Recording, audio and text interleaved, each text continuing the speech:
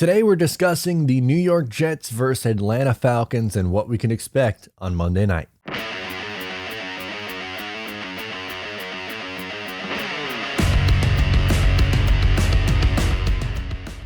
Hey, what's going on? Matt O'Leary back with another video, and today we're talking Jets Falcons Monday Night Football. Before we get started, you know the drill. Matt O'Leary NY on social media. You could follow along with the Just Jets podcast wherever it is you get your podcast. It could be right here on YouTube, Spotify, Apple, anywhere. Subscribe, leave a rating and review. 5-star reviews only. If you're going to leave a 1-star review, kick rocks. Don't leave a review. And of course, you could check out bonus content over on Patreon. Also, I mentioned this already in a past video, but if you didn't know, I'm going to be there for Jets Falcons. I'm going to try to do some man on the street content where I'm talking to Jet fans. So look for me in the parking lot before the game. I'll be there hanging out, and I can't wait. Yes, I'm a nerd. I like preseason football, and I'm excited to talk to the fans because, well, I unfortunately was not able to go to the green and white scrimmage. I haven't been to a training camp yet, so this is going to be like my preseason / training camp experience. So look for me there. But so far this week, the Jets and the Falcons have had a couple of practices to get warmed up for their game coming up. And, you know, it's training camp, so you don't want to read a ton into it, but the Jets were downright dominating the Atlanta Falcons. Now, Atlanta's probably going to be the worst team or one of the worst teams in the NFL.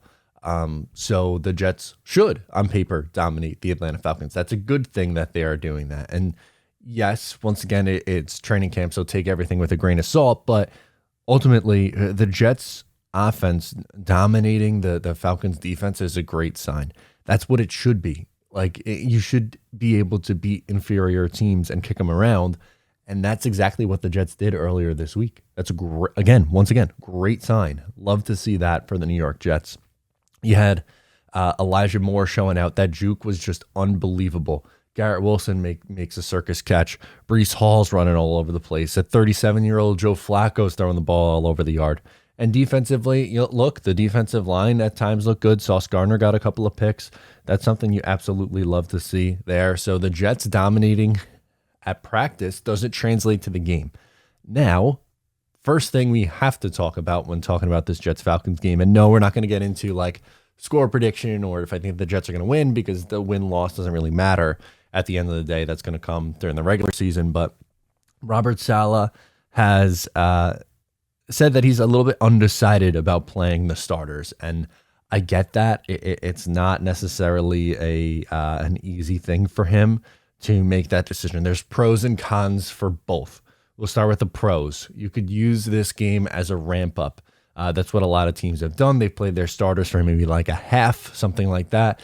And you've used it to ramp them up to get them ready to go for the regular season, which is starting on September 11th, which will be here soon before you know it. The con, injuries.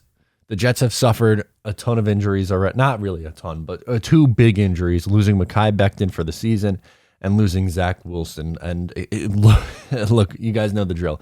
Last week, it looked like Zach Wilson was going to be lost for the season. It was scary. Nobody liked it for obvious reasons, but the Jets lucked out, and it's going to be a few-week thing, but injuries are absolutely a part of the game. Last year, the Jets, in their joint practice leading up to their second preseason game of the year against the Green Bay Packers, that's when they lost Mekhi Becton. Mekhi Becton got banged up then. They lost Carl Lawson for the year at that point, and there was just, it was, I think the exact quote from Robert Saleh was like, it was a bloodbath, or there was carnage, or something along those lines. But it was rough. It was very rough. So he's going to have to make a difficult decision on whether he wants to play the starters or which starters should play. Now, the veterans, like for instance Flacco, Mosley, Lawson, Quinnen, do they have to play? Probably not. But I think some of the rooks I still might want to see, or some of the younger guys on this roster, and not for long, but just get them some reps. These younger guys can thrive from, getting as many reps as possible early on to get them ready to go, because we saw like perfect example last year. Elijah Moore started a little bit slow. He didn't have, a ton of training camp time, and it took him to about halfway through the season. Now, if you get these guys ramped up and ready to go in the preseason, that kind of cuts down on the learning on the fly thing in the regular season. Moral of the story, it's going to be more so, Monday night, excuse me, is going to be more so about the Jets finding out who's going to make the bottom tier of this roster. So which tight end is going to round out the room? Who on the defensive line rotation are you keeping?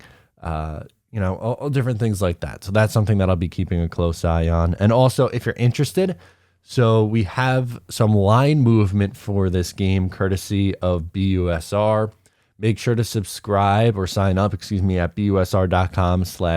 the official sportsbook of Matt O'Leary NY. You get 100% deposit match bonus and 25 casino chips from BUSR.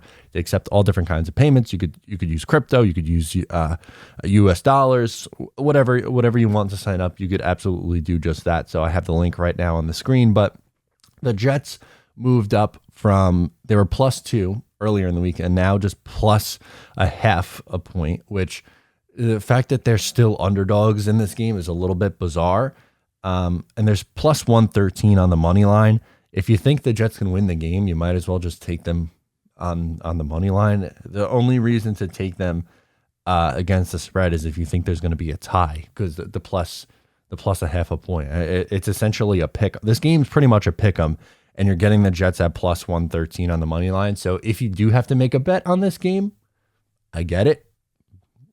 So I would go with the money line personally. If you're looking to bet on the Jets, I don't think it's worth it to take them against the spread at getting 0.5 point. So also the total, if you're interested in the total, the overs in the first week of the year and in the preseason were really kind to bettors. So if that's something that interests you, maybe check out the point total as well in this game. So yeah, not a ton of expectations for me. Again, just kind of want to see what happens. I'll be there at MetLife. Look for me. I'll be hanging out. I think my seats are somewhere they're in the 100 level, but towards one of the end zones. I don't remember the exact section, but I'll be there in the parking lot hanging out. Let me know. Thank you so much for tuning in. Sound off in the comments on your thoughts. Subscribe if you're new. Give the video a thumbs up. I'm Matt O'Leary, and I'll catch you next time.